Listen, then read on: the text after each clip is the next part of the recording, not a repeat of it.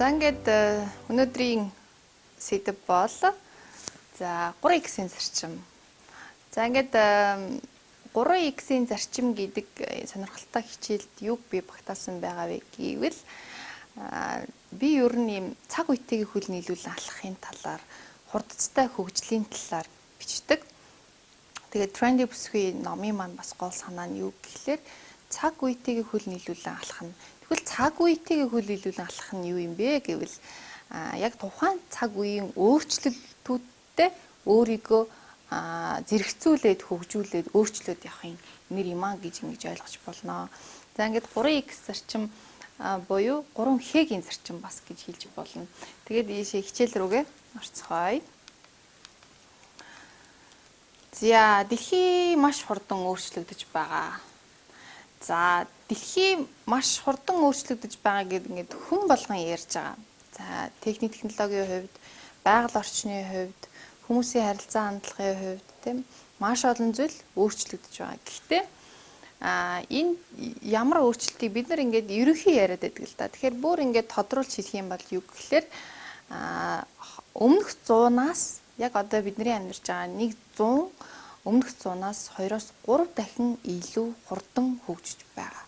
Магадгүй дараагийн 100 4, 5, 6 дахин хурдан хөгжихийг бид бас үгүйсэхгүй. За тэгээд өөрсдөө бид нар зүгээр ийм энгийн жишээ авъя л да. Таны одоо анх бид нар гар утас гэж гарч ижсэн үеийг би санаж байна. Бид нар 10 жилийн хүүхэд байхад гар утас гэдэг зүйл Монголд орж ирсэн. Тэгээд тухайн үед болохоор 33 10 гэдэг те янз бүрийн ийм одоо утаснууд хэрэгэлдэг байлаа. Тэгээд түүнээс хойш одоо өөрөөр хэлэх юм бол 10 15 жилийн дотор энэ гар утас өнөөдөр ямар түвшинд хүччихэд байна вэ? Ямар түвшинд очичоод байна? Тэгээд гар утсаараа бид баг одоо бүх зүйлийг хийж болж байна. Бичлэг хийж болж байна, зураг авч болж байна, рекорд хийж болж байна тийм. Тэгэхээр тухайн үед байсан камер, за тухайн үед байсан энэ дуу хураагуур тийм. За тэгээд одоо тэмдэглэлийн дэвтэр хэрэглэхгүйгээр зүгээр одоо Galaxy Note гэдэг юм уу тийм. Note гэдэг ингээд маш олон жижиг зүйлсийг нэгтгэхэд ингээд гар утсанд бүгдийг шингээсэн. Тэгээд нэмэлт аппликейшн зүйн талаар бүрж дурсаад хэрэггүй тийм. Тэгэхээр юу гэсэн ойлголт вэ гэхлээр ингэж л бидний эргэн тойрондох байгаа бүх зүйл яг ингэж маш хурдан өөрчлөгдөж байгаа. Тэгээд бид хүн төрөлхтөн болохоор ихвчлэн одоо ер нь бид нар гэж яриа л да. Бид нар яадгүй гэхлээр ингээд яг тэр өөрчлөлт дунд нь ингээд уусаад яваад идэг мөртлөө яг ингээд одоо ингээд гадна талаас нь ч гэдэг юм уу ингэж дүгнж бас хардггүй юм байна гэж би өөрөө бодсон. Тэгэхээр хамгийн түрүүнд бидний ойлгох ёстой зүйл дэлхий өөрчлөгдөж байгаа юм байна. Бүх зүйл өөрчлөгдөж байгаа юм байна. За тэгвэл яах ёстой? Хүн бас өөрөө дагаж өөрчлөгдөх ёстой гэсэн энгийн зарчим энд үйлчлэх юм байна. За ингээд 3x гэдэг бол ийм гоё үгэлтэй. Хамгийн хурдан хувьс. Хамгийн хурдан хувьс. За би одоо хувийн хөгжлийн талаар мэдээлэл одоо зөвлөгөө өгдөг тийм бичдэг ийм коуч байна. Тэгэхээр би энэ хөгжих тухай ярьдаг. Өөрсдийгөө хөгжүүлээрээ, оюунаа хөгжүүлээрээ. За тэгээ цаашлаад нөгөө спирит буюу сүнслэг чанараа хөгжүүлээрээ, биеэ хөгжүүлээрээ гэд маш олон төвшөнд би энэ хувь хүний хөгжлийн тухай ярьдаг. Тэгээд одоо энэ 3x зарчим дээр байгаа хамгийн хурдан хувьс гэдэг энэ гурван үгийн цаана маш өргөн утга агуулгаж байгаа гэдгийг би дараагийн слайдуудаар та бүгдтэй үзүүлнэ. Өөрөөр хэлэх юм бол дэлхийг дагаж, цаг үеийг дагаж хөгжихийн тулд бид нар баримтлах ёстой алтан дүрм бол хамгийн хурдан хувьс. Энийг л би 3x-ийн зарчим гэж хэлээд байгаа. Би өөрөө гаргаж ирсэн. За тэгээд энэ юу гэсэн үг вэ гэхээр ерөөсөө эсвэл та хөгж тий цаг үеэ дагаад ингээд хөгж эсвэл та хоцор гэсэн үг. Тэгээд ийм л учраас хувийн хөгжил гэдэг сэдвэр өнөөдөр дэлхийн зах зээл дээр мянган одоо сая ном бичигдэж, хэвлэгдэж, хүмүүс уншиж хувь хүний хөгжлийн талаар ярих болсон бас ийм учиртай. Тэгээд хөгжил гэдэг, хувьсал гэдэг бас утганыг ингээд цаашаа явцгаая. За ингээд хамгийн одоо үгээр нь задлаад үзье. За хамгийн гэд ингэнгүүт та бүгд одоо хамгийн түрүүнд ойлгож байгаа зүйл тэмдэг нэрийн харьцуулсан зэрэг давуу зэрэг хамгийн тэ тэр сандлаас энэ сандал том гэдэг ингээр харьцуулсан зэрэг за хамгийн том нь байх юм бол энэ давуу зэрэг байдаг. Тэгэхээр энэ тэмдэг нэрийн давуу зэргийн хамгийн гэдэг үг явж байгаа. За дундаж хүн бол ер нь хөгждөг. Дундаж хүн бол одоо хөгждөг. Харин амжилттай хүмүүс хамгийн хурдан хөгждөг. Энэ хүмүүс энэ өөрчлөлт хөгжил гэдэг зүйл маш мэдрэмжтэй хандаж уусч орж ингэж хөгждөг. За тэгээд хамгийн гэдэг бол тэмдэг нэрийн одоо давуу зэрэг бөгөөд бусдтай харьцуулахад гэсэн санаа агуулж байгаа. За энэ дээр ингээд бодъё л да би та бүгдийг ингэсэн хамгийн хурдан хувьс гэсэн.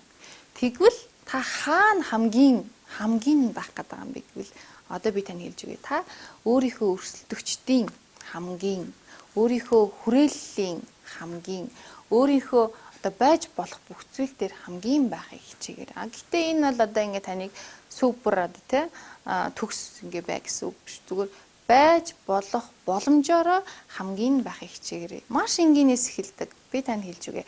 Би жишээлбэл хамгийн хурдан бичгийг эрмэлздэг. Маш хурдцтай бичгийг эрмэлздэг. Алхаж явж байгаа бол би хурдан алхахыг баг одоо ингээд ер нь гүйдэг спортоор хичээлэхдээ би гүйх спортоор хичээлдэг. Тэгэнгүүт гүйдэг учраас хэрвээ хөл дэвтэйхэн би дэвтэйхэн хувцастай байвал би энэ одоо энэ А цэгээс Б цэг рүү бараг гүйчих надад амар байдаг. Тэгэхээр ингээд одоо ингээл нэг юм маш удаанаар ингээд алхаал эсвэл ингээл маш удаанаар юмыг хийгээл бичээл надад ийм чанар байдгүй. Тэгээд та бүгдд ч гэсэн миний хэлж өгч байгаа гой санаа юу гэхээр ерөөсө хурд хамгийн гэдэг энэ зүйлийг хэлж өгöd байна. Тэгэхээр хамгийн хурдан бичээд сурчих, хамгийн хурдан уншаад сурчих тий маш хурдцтай. Гэхдээ энд нэг анхаарах зүйл байгаа. Хамгийн нь байх гэж чинь гээд нөгөө бүтээмжийг бишээ чанарыг алдагдуулж болохгүй. За ингээд юу гэдгийг одоо 10 цагт 10 ширхэг гутал хийдэг байсан хүн цагт 20 гутал хийждэг болчлоо. Би хамгийн хурдан байна гэд таны хийж байгаа гутлын чанар харин муудах ёсгүй гэдгийг бид нар анхаарах ёстой. За тэгээд хамгийн шилдэг, хамгийн сайн нь баймаар л байгаа үстэй тий. Тэгэхээр тэгвэл та хүмүүсийн чаддгаас илүү чадах хэрэгтэй. Хүмүүсийн хийдгээс илүү бүтээмжтэй ажиллах хэрэгтэй. Хүмүүсийн сэтгэхээгүй зүйлийг та сэтгэх хэрэгтэй. Бас хүмүүсээс хурдан өөрчлөгдөх хэрэгтэй. Тэгээд одоо жишээлбэл бид нар ингээд мэддэн шүү дээ. Гиннесийн амжилт гэдэг ингээд ном байна тий. Дэлхийн Гиннес. За энэ бол жинхэнэ хамгийн би багадаа санаад байгаа ийм сурагч сонин гэдэг ингээд сонинууд байдаг гэсэн сурагчид зориулсан. Тэн дээр ингээд хамгийн гэдэг булан байдаг гэсэн. Тэгээд тэр булангуудыг би маш одоо ингээд дуртай. Тэгээд дээрэс нь хайчилж аваад хамгийн гэсэн ийм өөртөө ийм одоо ном бяцхан ном энтер хийгээд ингэдэг байсан. Тэгээд тэр үед ч гэсэн би ингээд хамгийн хурдан хүн, хамгийн урт хөдөөтэй хүн гэдэг ингээд тийм мэдээллүүд уншдаг байсан л та. Тэгэхээр мэдээж би таныг дэлхийн одоо Гиннесийн амжилтанд бичигдэхээр хамгийн бай гэж хэлээгүй. Зүгээр яг одоо байгаа орчныхоо ядаж гэр бүлийнхнээ хамгийн хурдан гэрээ цэвэрлэдэг нь бай л да. Хамгийн хурдан хөдөлдөг нь бай тий. Ингэхэд бас таны бүтээмж нэмэгдээ та илүү сайжирсан байна гэсэн ийм санаа яваад байна. За тэгээд өөрийн эргэн тойрныхоо гэр бүлийнхээ хамт олонныхоо хамгийн бүтээлч нь хамгийн хичээнгүй нь хамгийн хурдан хамгийн ухаалаг хамгийн эртч нь байж болно шүү дээ. Хамгийн их чад одоо бидний өөртөө шалтгааллах зүйл байна шүү дээ. Ангийнхаа хамгийн эртч нь хүүхдээ ч гэсэн ангийнхаа хамгийн эртч нь байхад нь сурахчвал энэ төлөвшил энэ одоо бидний хүүхдийн ирээдүйд маш чухал бас ийм суур одоо ийм цаг баримтлах эртж байх гэдэг ийм зүйлийг сургаад өгч. Тэгэхээр бидний чадах хамгийн юу байгаа вэ гэдгийг та өөрөөсөө асуугаад тэгээд энийг бас тэмдэглээд тэгээд ямар нэгэн зүйл дээр хамгийн гэдэг одоо зүйлийг хэрэгжүүлээрэй. Тэгээ би та бүгдэд хэлээд байгаа. Нэг хичээлээс нэг санааг барьж аваад тэрийг л амьдралтаа хэрэгжүүл. Энэ нь таны одоо 30 өдөр миний хичээлийг сонсоод зориултаа гаргаад ингэж байгаагийн гол одоо үлдсэн л чухал, өгөөж нь л чухал. Тийм учраас энийг хэрэгжүүлээрэй. За дараагийн хэсэгт болохоор хурдан. За та бүгдээрээ физикийн хичээл үзсэн. Би физикийн хичээлдээ бас их дуртай байсан. Физик химийн хичээлдээ. За тэгээд физикт хурд гэдэг ойлголт байдаг. Хурдыг олохдоо замыг хуваах нь цаг хугацаа байдаг. 500 км замыг 5 цагт туулсан бол бид 100 км/цагийн хурдтай явсан байна гэд хурдыг нь олчдөг те. Тэгэхээр хурдан гэдэг маань ийм одоо тухайлсан тодорхой нэг цаг хугацаанд туулсан замыг нь хурд гэдгээ гэдэг ийм физик тодорхойлолт байдаг. Тэгэхээр хурдан гэдэг бол яаж юм гэхээр хурдан бичхийг, хурдан гүйцэтгэхийг, хурдан алхахыг ирмэлзээ. Учир нь хурд бол бүтээмжийг нэмэгдүүлж байгаа гол арга хэрэгсэл юм аа. Энгийндээ бол бүтээмж гэдэг нь тодорхой нэгэн цаг хугацаанд таныг гүйцэтгсэн ажил. За би түрүүнд физикийн томьёолол дээр авч үзэх юм бол хурд гэдэг нь тухайн цагт туулсан зам. За тэгвэл ажилтан таны миний хувьд бүтээмж ярьж байгаа. Бүтээмж гэдэг бол тодорхой цаг хугацаанд бидний хийсэн ажил. За одоо юу гэдгийг тодорхой нэгэн 5 цагт би 10 ширхэг ийм одоо бичих зүйлийг ингээд шивэх зүйлийг хийцэн байх юм бол энэ миний бүтээмж ч гэдэг юм те. Тэгэхээр яаж юм бэ гэхээр хурдан байхыг ирмэлзээрэй гэсэн ийм санаа явж байна. За тэгээд хувьс. За энэ хувьсал гэдэг яг одоо ийм ижил төрлийн утгатай синоним гэдэг ч тийм ижил утгатай үгнүүд нэгэд ингээд хайвал энэ өөрчлөлт за бүр ингээд эрс өөрчлөлт гэсэн утгатай зүгээр нэг өөрчлөлт биш шүү. Тэгэхээр би энэ хувьс гэдэг үгийг сонгож авсан бас юм учиртай. Өөрөөр хэлэх юм бол эрс өөрчлөлт гэсэн үг. Товчхондоо. За тэгээд эрс өөрчлөгдөх нь ямар учиртай вэ тийм. Тэгэхээр цаг үе биднээс шаламгай, хурдан, уян хатан байхыг яаж байгаа бүр шаардаж байгаа. За тэгээд өөрөөр хэлэх юм бол өөрчлөлт, хувьсал бидэнд хэрэгтэй. Гэтэл олон хүн нэг л хэвийн тогтон усан дуртай байдаг. Одоо ингээд нэг хонхорт тунсан ус шиг гэдэг шиг ерөнхийдөө нөгөө бидний хийл заншснаар ийм одоо комфорт зон буюу тухтай бүсээсээ гарахгүйгээр ерөнхийдөө алтан дунджаа бариад ингээд явж явахыг ирмэлцдэг. За тэгэхээр бид нар яах ёстой болчиход байна вэ гэвэл бид нар өөрчлөгдөх ёстой, огцом өөрчлөгдөд хувьсгал хийх ёстой болчиход байна. За тэгээд хүмүүс ихвчлэн яаж нэхэр эрсдлээс айж байна, өөрчлөлтөөс айж байна. Тэгэхээр би өөрчлөлтөд бэлэн байх сэтгэл зүй гэдэг энэ тренди бүсгийн ном дээрээ бас бичиж ирсэн. Таад маань энэ номоосоо бас дэлгэрүүлээд уншаарай. Тэгэхээр өөрчлөлтөд дуртай байх, сорилтод дуртай байх. Энэ л одоо баг намайг ингээд хөгжүүлсэн суур одоо маш чухал хүчин зүйл гэж би боддог. Өөрийгөө альва нэг зүйл, шин зүйлсд маш их сорж, туршиж, ингэх дуртай. Тэгээд мэдээж тодорхой тэр хугацаанд нь би нөгөө гэр бүлээ, ажиллаа, ингээд карьераа тий бүх зүйлийг ингээд хүүхдүүдийнхаа боловсролыг ингээд бүгдийн зэрэг авч явахад заримдаа надад ингээд амжихгүй ч юм уу, бохимдолтой ч юм уу үе гарна л да. Гэхдээ эцсийн эцтэй даваад гарсны дараа юу мэдрэгдэг гэхээр би өөрчлөгдсөн байдаг, би хөгжсөн байдаг. Тэгэхээр өөрчлөлт, сорилт, бэрхшээл гэдэг зүйл дуртай байхад суралцах хэрэгтэй байх нь байна. За тэгээд явсан нохоо яс зуунаа гэд Монгол ардын сайхан зөөрөг байна тий. Тэгээд өөрчлөгдөөд яваад үзээд ингээд байхлаар бид нэр хөгжсөөр байдаг. За тэгээд тухтай бүсээсээ гарч өөрийгөө сорж, хувьсан өөрчлөгдөж, мэдлэгээ сэлбэж, цусаа сэлб гэдэг шиг мэдлэгээ сэлбэж байгаа нь ерөөсөө хөгждөг алтан дүрм үйлчлэгээ. Тэгэхээр өөрчлөлтөнд бэлэн байгаараа өөрчлөх бас өөрчлөгдөх зоригтой байгаараа. Тэгээ courage to sparkle гэдэг шиг биднэрт одоо ийм courage to change хэрэгтэй. Өөрчлөгдөх энэ одоо зориг биднэрт хэрэгтэй байх нь. За тэгээд 3x-ийн зарчим одоо би өөрчлөгдөе гэж танд магадгүй түрүүнээс хойш ингэж миний ярьсан зүйлсээс танд ийм сэтэл төрж байгаа. Ямар сэтэл гэхээр нэрээ би бас хамгийн хурдан хувьсыг гэсэн ийм та дүгнэлтэнд хүрээ сууж байгаа баг. Тэгвэл би одоо танд хэд хэдэн стратегиуд хэлж өгöd энэ хичээлээ өндөрлөх чинь.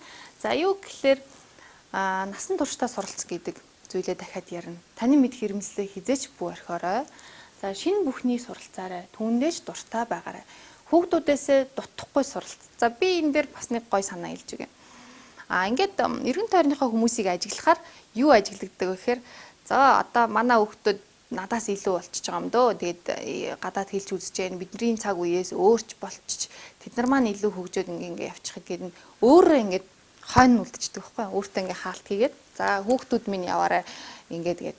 Тэр би ер нь юу гэж ярих дуртай гэхээр хамгийн чухал зүйл та өөрөө хамгийн чухал зүйл ихлээр би өөрөө мэдлэг чадвар хөгжил гэд өөрийнхдөө ингээд тулж ажиллах хэрэгтэй. Тэгэнгүүтээ би тэгж яриад байгаа байхгүй. Хүүхдүүдээсээ дутахгүй. За одоо миний хүүхдүүд Орос 3 дугаар сургуульд яг орсоор ингээд бүх хичээлээ ингээд яваад байна.